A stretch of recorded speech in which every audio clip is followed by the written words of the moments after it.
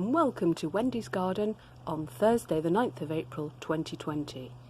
Day 17, I think, of the coronavirus lockdown.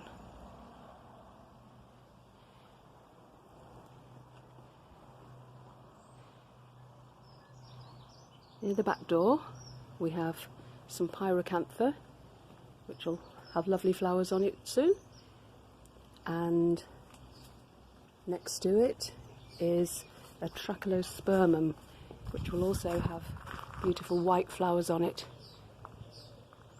in the summer.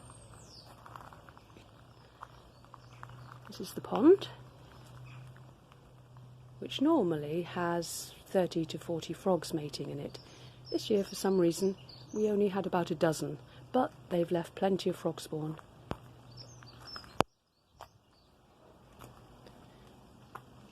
This is the greenhouse and potting shed.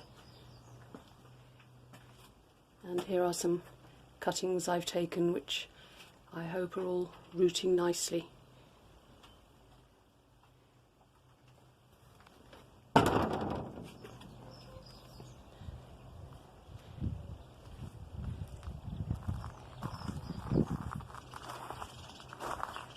Some freshly planted strawberry plants, which I'm hoping are going to provide us with plenty of fruit over the summer.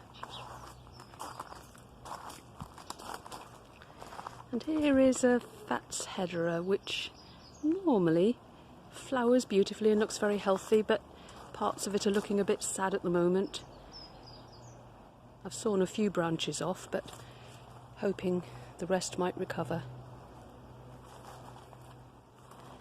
Our lovely camellia, about 25 years old, flowering beautifully.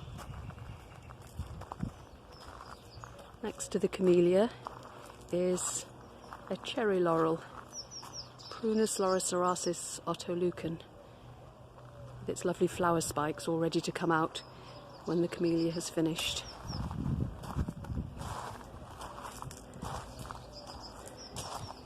And this is a rose called ballerina. Small pink flowers which can last right up until Christmas. Now this patch of bare earth is a new venture. It's going to be a wildflower garden. But because it's going to take about 14 days for the seeds to germinate, I've just planted a few lavenders to attract the bees.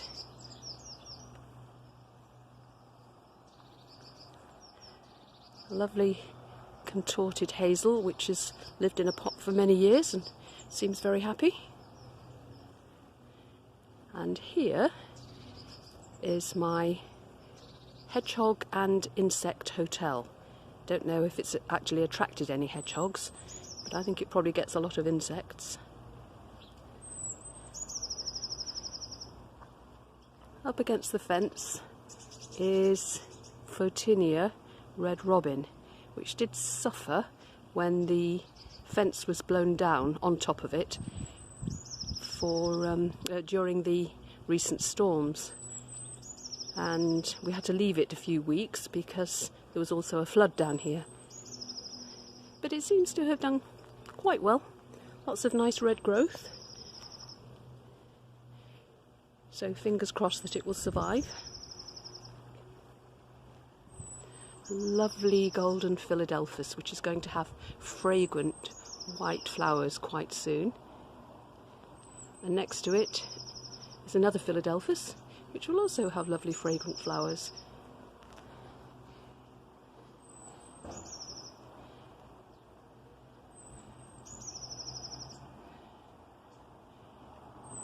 This is my centre bed with the beautiful Phormium tenax rainbow chief.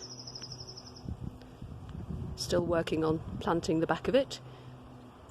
And here are some beautiful snake's head fritillaries. Unfortunately, they like the wet, so when this area of the garden was flooded recently, I think it's done them a lot of good. And some white ones as well.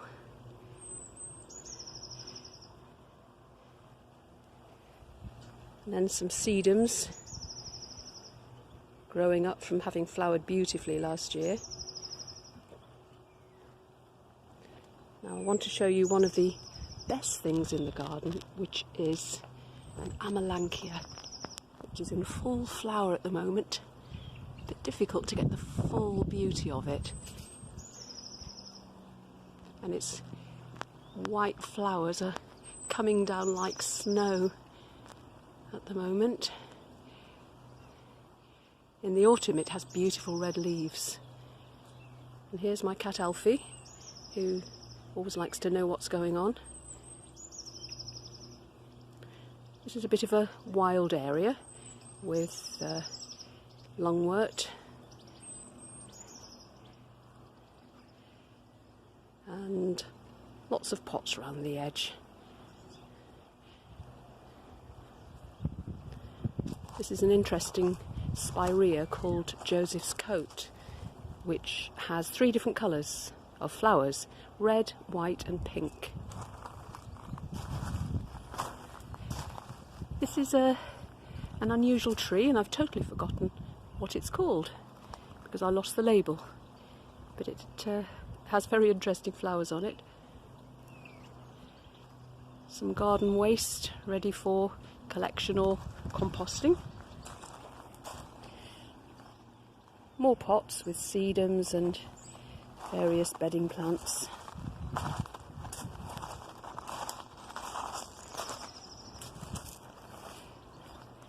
This is a lovely arbour which we built about 26 years ago.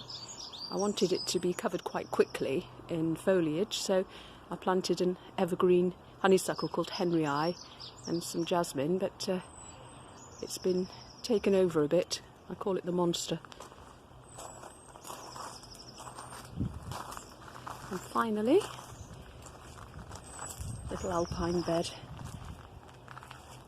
with some beautiful anemones, can never say that word, which have come out really well this year. And this is the view from the conservatory.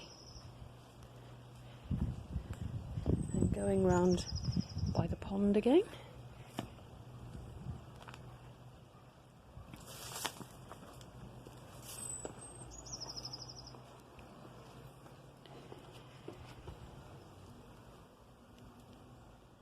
And that's it. Wendy's garden, 9th of April 2020.